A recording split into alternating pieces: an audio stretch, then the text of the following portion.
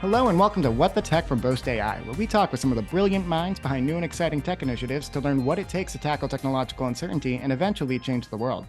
Today, I am thrilled to welcome my new friend and fellow Boston resident, Elizabeth Miner, onto the show. Elizabeth is an executive coach, speaker, author, and community builder, working with both groups and individuals around the world to create pathways and develop actionable plans to make anything her clients dream a reality. With a background in the legal space, working in specialties from Supreme Court litigation to multinational corporations, Elizabeth changed course roughly 15 years ago to work with entrepreneurs and businesses across the globe. Among the projects she's helped spearhead today is the Boston Beauty Coalition, a community of fashion entrepreneurs based here in the Hub that helps beauty startups access the resources and community they need to scale their growth. I'm thrilled to finally have a local friend on the show and can't wait to hear Elizabeth's take on both the local and global startup ecosystem, the unique challenges of working in fashion, the innovation she sees every day, and her plans for the future. So without further ado, welcome to the show, Elizabeth. Thank you so much. I am thrilled to be here. I'm thrilled to represent Boston as a next door neighbor. I love it. So glad to be here. Thank you so much for having me.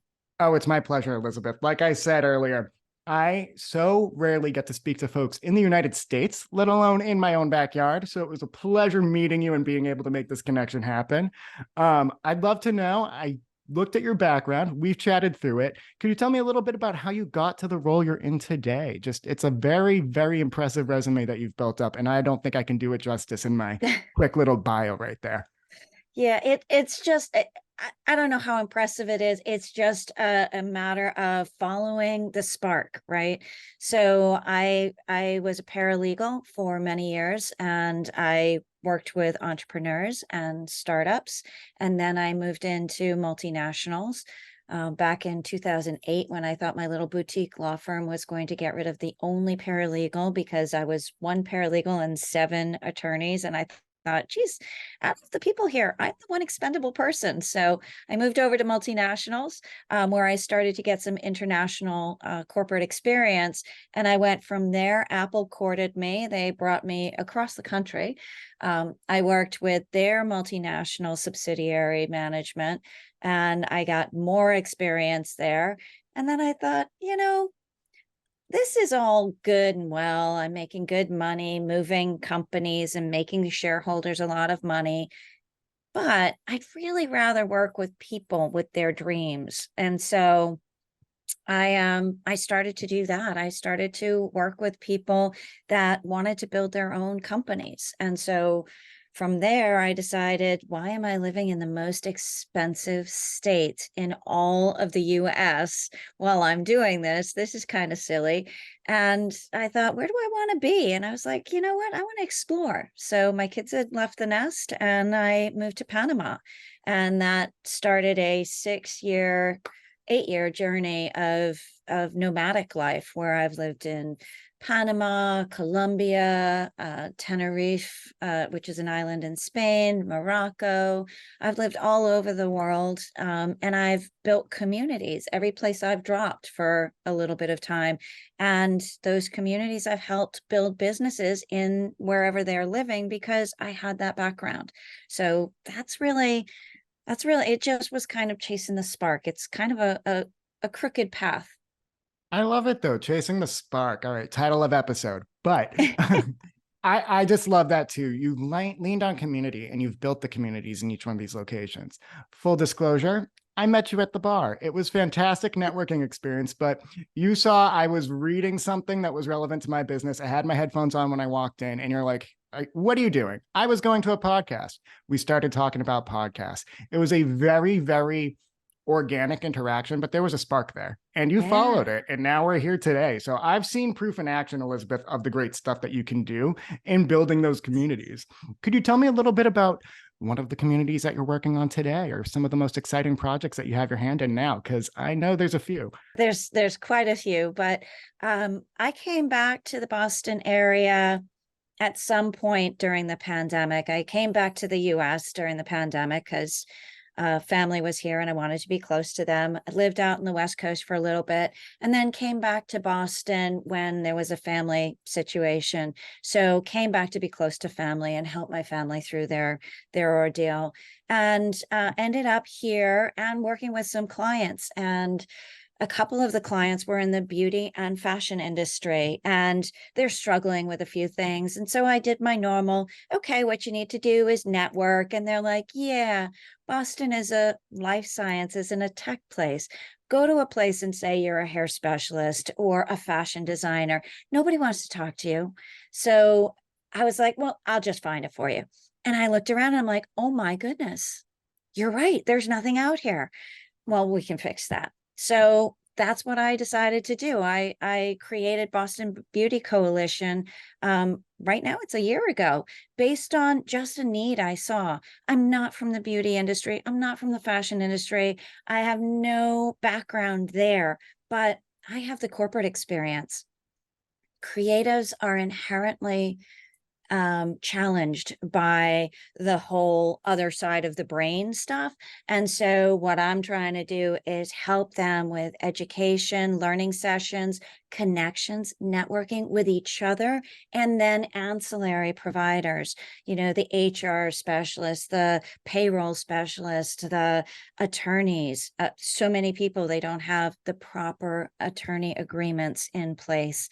ChatGPT is not your solution to your legal documents. Please, Yeah. people, please, in any Um, industry.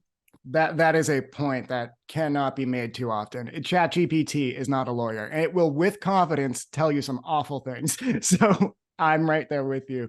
And Elizabeth, I love that point you made about creatives kind of being challenged in accessing that other side of the brain. I know it's not a one-to-one, but in the really, really, really deep tech space that we have worked in before, it is the same thing. A Absolutely. founder is focused on their dream. They're focused on their vision. They had a great idea. They want to make it a reality. They want it to rocket up past the growth phase and become a big business that they're proud of. But they're not built with that toolkit inherently to know how to navigate the business space, know who the partners are going to be, know what kind of investors they want, for instance, if that's the path they want to go, know when to hand over equity, for instance, versus tap into non-dilutive funding options. It's all questions that they could totally get bogged down and lost in trying to answer themselves if they don't have those members of the community to help them. And that's a big thing that we do here at Boast. Again, we're not necessarily in the fashion space, but we are with startups of all kinds, and we love partnering with them to take that burden off. And I love to hear that that's what you're doing with the Beauty Coalition as well. Could you tell me a little bit about some of the great founders or some of the great creatives that you're working with and the cool stuff that you guys are doing? I know that there's events coming up. There's been events in the past, but yeah, what's on the roadmap and who are some of your favorites so far, even though I know it's hard and impossible to pick a favorite, but Absolutely. So, but just to your point, founders of all types, they just want to do the thing, right? mm-hmm. They just want to do the thing. And it's hard for them to pick their head up and look around. So they need to really connect up with other people that can do that for them. So to your point, that's a huge benefit to anybody. If you just want to do your thing, make sure you look around and get somebody else to do the other stuff. And there are people that would love to do that part because they can't do the thing that you're doing. Projects I'm working on right now, there's so many. I just came back from New York Fashion Week, where I was working with Vava Zadi, which is a fashion designer here from the Ivory Coast. He actually is here in the Boston area, has been for quite some time, and calls Boston home now. And we were exhibiting 50 of his newest looks from his fall line, which is fantastic. That was great fun. Huge experience I've never ever been through before. It was amazing. So that was a lot of fun. Next week, Boston Beauty Coalition has their 1 year anniversary party. So that's going to be fun. I hope to see you there. Absolutely. And we're bringing in people from these ancillary communities. There's bankers, there's attorneys, there's payroll providers and bookkeepers coming, as well as everybody that falls under beauty. Everybody from the tattoo artist to the eyelash extension person to the makeup artist and to the fashion designer. And those people that are looking to get into the business and don't know how. So that's the group that will be gathering next week. So those are some of the things that I do. We're running a fashion show for another designer, Boston-based designer, in December called Excessive Fashion. And that designer is Joe Malika. And one of the things that makes that runway show fascinating is the charity partner that we have connected with, which also comes from the Boston area, called A Leg Forever. And there were two brothers during the Boston Marathon that each lost a portion of their leg during the Boston Marathon bombing. And their mother ended up creating a charity to help people with the additional costs associated with getting prosthetic limbs. And so she created this charity, A Leg Forever, and Joe Malika is going to be partnering with A Leg Forever as their charity partner. And we have a whole bunch of people that are going to be gracing the runway in their prosthetic devices and showing that beauty is absolutely for everyone. I mean, that's a very, very Boston, I feel like, initiative right there. Just because you said it earlier, we're a life sciences town. It's a great thing. We're very, very proud of it. But you don't think fashion when you think of Boston. You think of the opposite. We get ragged on everywhere I go. Yeah. They're like, oh, yeah, you're like sweatpants because you're up all night working. You're not going out partying in your nice dresses or anything like that. You're really just hitting the groundstone trying to do some research. That's what people view Boston. And I love to hear that we're starting to break that perception, just as a Bostonian myself. Yes. I like to think I went to Emerson. We're a fashionable bunch. I think that there's a lot more fashion on the ground and on the streets in Boston than gets credit for, honestly, especially this summer. It might just be that we woke up from the pandemic and we remembered how to dress and it was fantastic. But it's been very, very interesting. Like walking down Boylston Street, they set up the new markets there where they have like fashion from new Yes. designers and everything. I was surprised to see that because that wasn't there when I went to Emerson, and just to see people that aren't even just students, people who live in the city and from all corners of the city coming out. I love to see that our perceptions at least being changed, and I'm seeing it in action on the ground.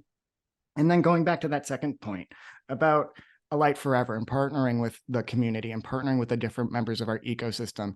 Sure, it might not on its face seem like, hey, a charity and this fashion organization are going to be good bedfellows, but this sounds perfect. It sounds like the perfect interaction. And again, something that highlights all the strengths of our community.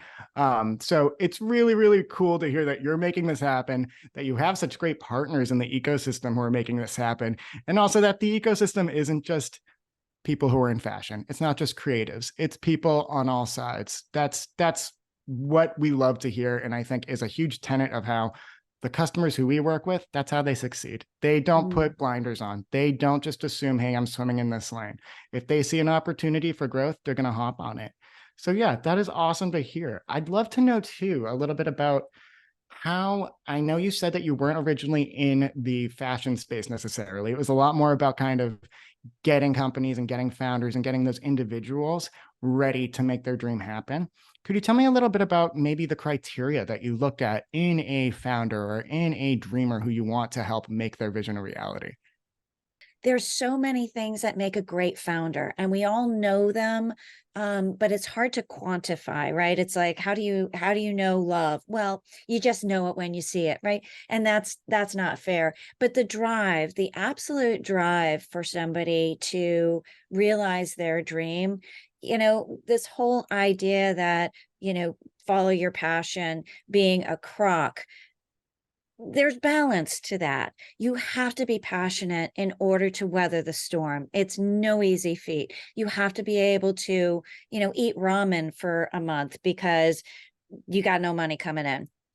And you have to be able to stand up in front of investors and say, hey, this is worth your money and my sweat. I've got something good here. Take a look. So you have to have a lot of that in order to be a successful founder, in my opinion. You have to have the dreams, you have to have the passion, and you have to have realism. You have to understand that you're not it. Anytime somebody says, well, I don't have competition, I'm the first ever. I'm like, probably not. Probably not. And so you need to go back out there and look. If you are all business and you are not picking your head up and having a life, that's not somebody that I'm going to be able to help. Somebody else will, maybe, but I believe in the whole person, and you cannot sustain that. And I've just heard too many burnout stories, seen too many burnout stories, that I can't really help you. Yep. So my sweet spot, the place, and I work with people in all stages, but my sweet spot is I've got all these ideas. Which one do I do? Where do I go? And how do I make this a reality? That's my fun stuff. I've got all these ideas. Where do I go? Where do I go? Which one do I choose? I want to do them all. I'm a multi-passionate. I'm like, yeah, and let's start and move, right?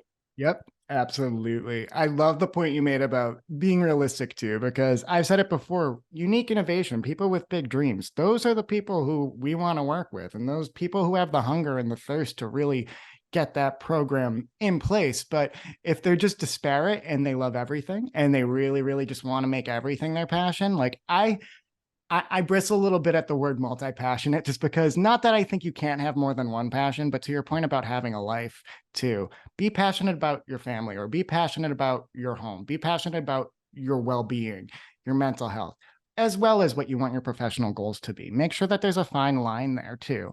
They can bleed over, of course. Like I've said to you before, my favorite thing is talking and telling these stories.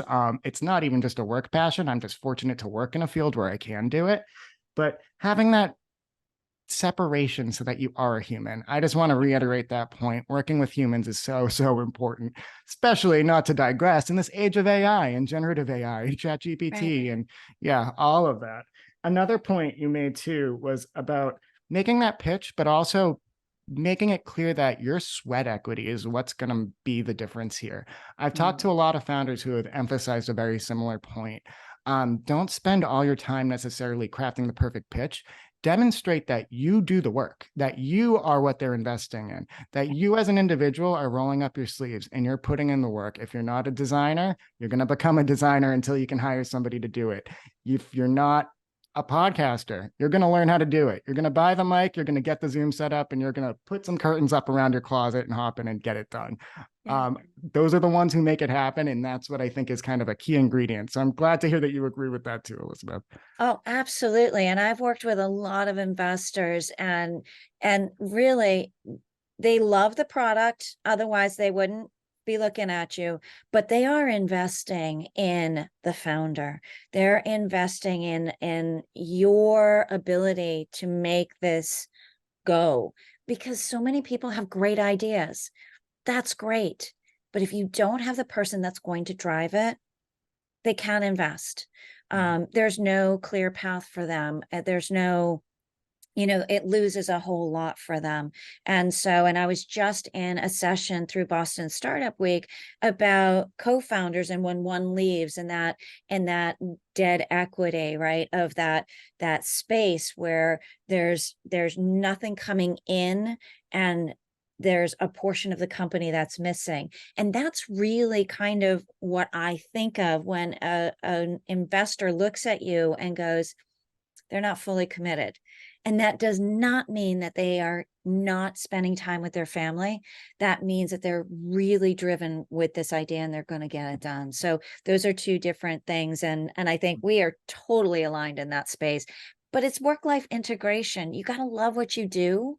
And it bleeds in naturally to everything.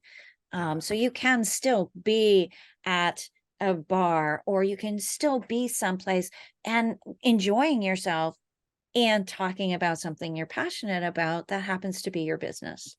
Absolutely. Yeah, that's exactly it. Especially to the point about being at the bar. I had been recording a podcast earlier that day. I had my spiel in my back pocket for how to like pitch boast to anybody who asked about it, but I'd signed off. I was going to another podcast recording. It wasn't business related, but I still was thinking the whole time, I'm like, ooh, taking notes. How can I improve my work based on what I'm seeing live on stage or just comparing mics? So I Yeah. hear you. It's integration into your Yeah, life. Yeah. absolutely.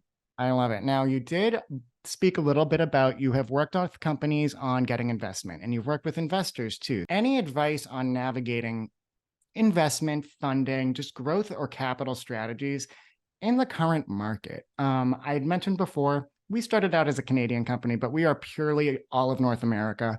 I had mentioned also I was in San Francisco last week. We're really trying to make a push for some new brands and some new clients on the West Coast. But what in whether Boston or just the US or even globally, what are some of the challenges and maybe what are some of the advice that you would give to startups looking to get investment today? I know we have touched on some points as well. Yeah, and one of the things that I continually tell people because I don't know, I think there's been too much Shark Tank going on here that everybody feels like they need to give up equity in Mm-hmm. order to get investment. And that can't be farther from the truth because there are so many different investment vehicles. And if I could tell one story and make one point for all the listeners out there. And I don't care what space, industry, or market you're working in, it's that you don't always have to give up equity in order to get funding. There are all different vehicles. Talk with your legal professional, talk with your investors. Like, what do they need to get out of this? Can it be a safe note? Can it be debt equity? Can it be restricted stock? Can it be like, what can you do that doesn't necessarily give away the farm?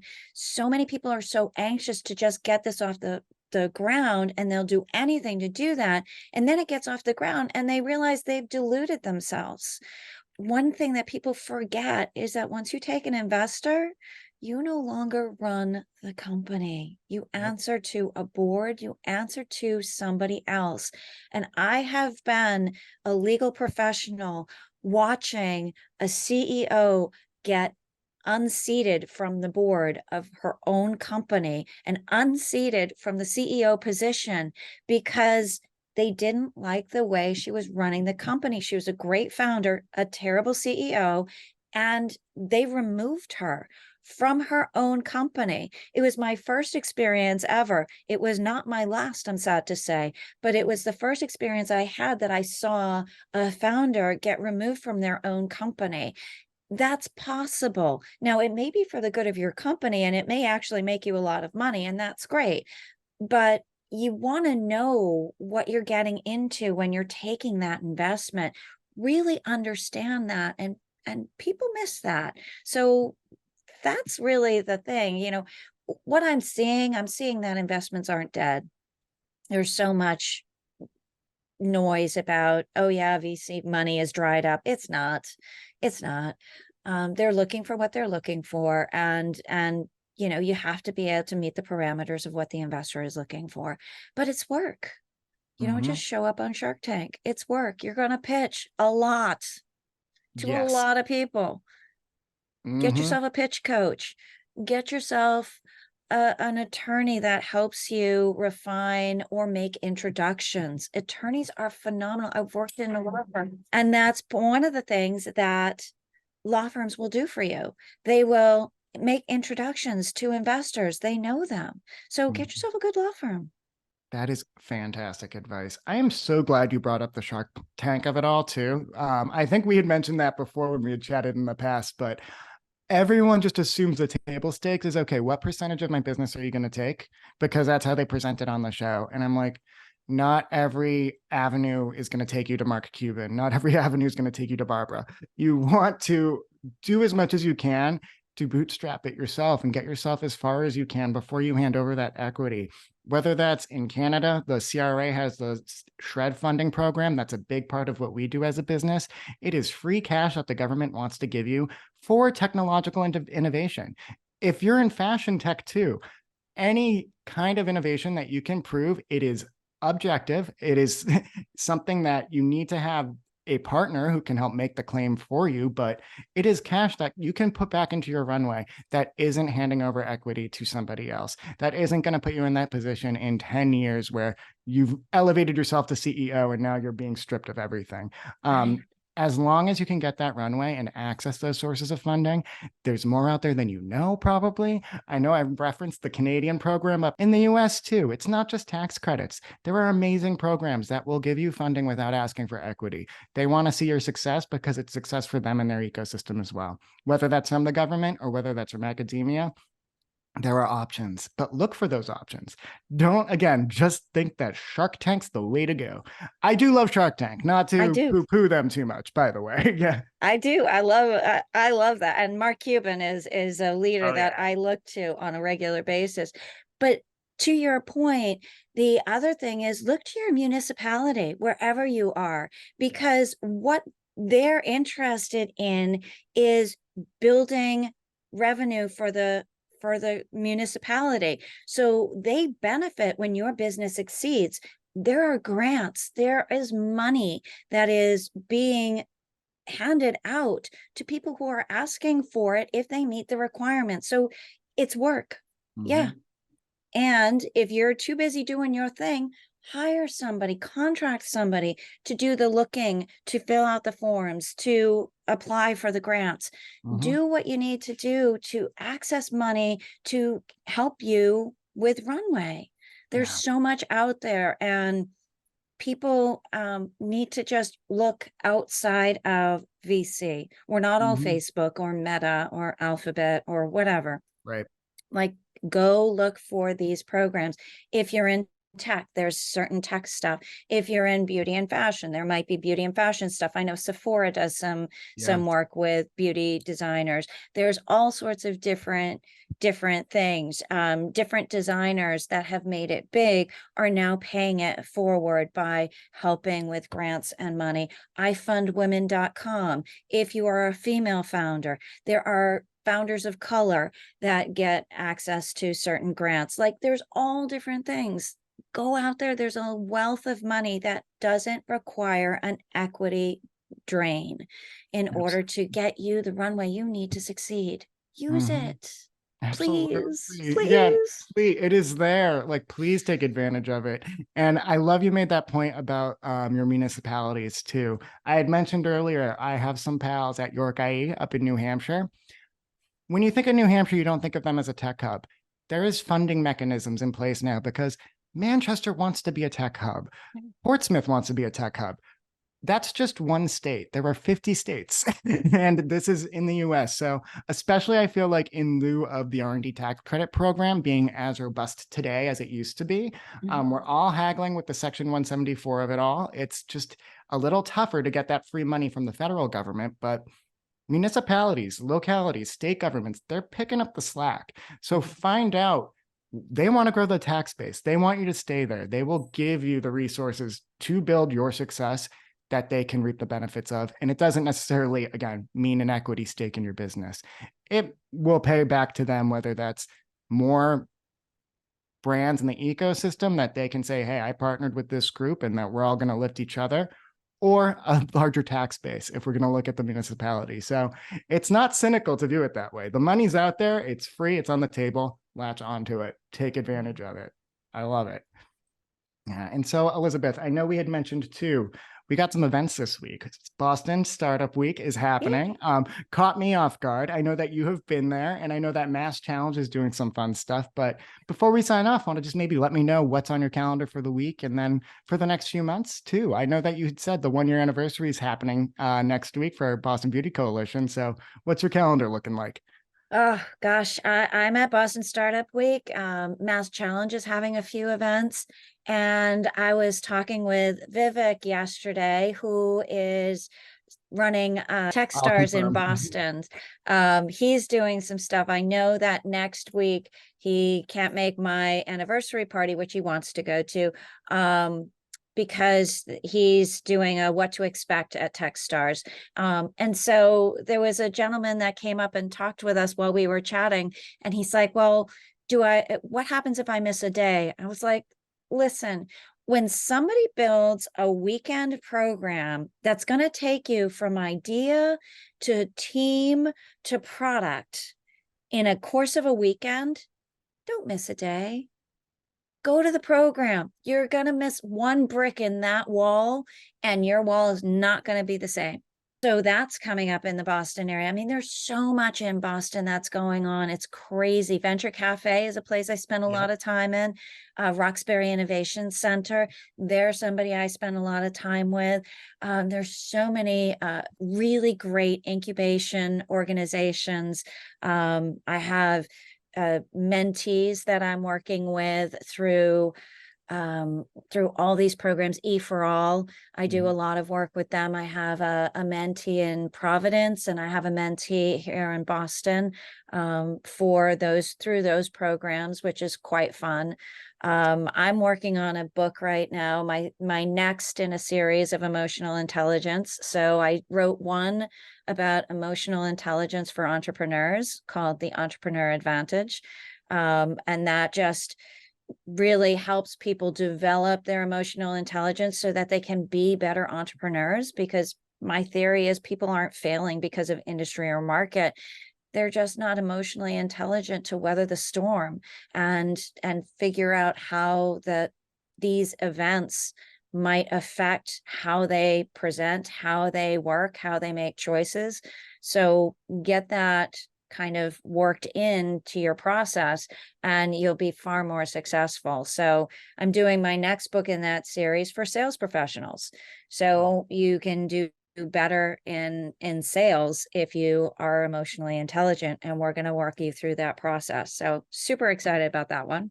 I'm excited to tell some folks I know about that book when it comes out. And again, I'm selfishly so happy to be talking to somebody who's in my backyard. We speak to so many folks from across North America, but I know there's awesome stuff happening in Boston. It's not all just life sciences. And I'm so glad to be speaking with somebody who's on the front edge of all of that. So, Elizabeth, I cannot thank you enough.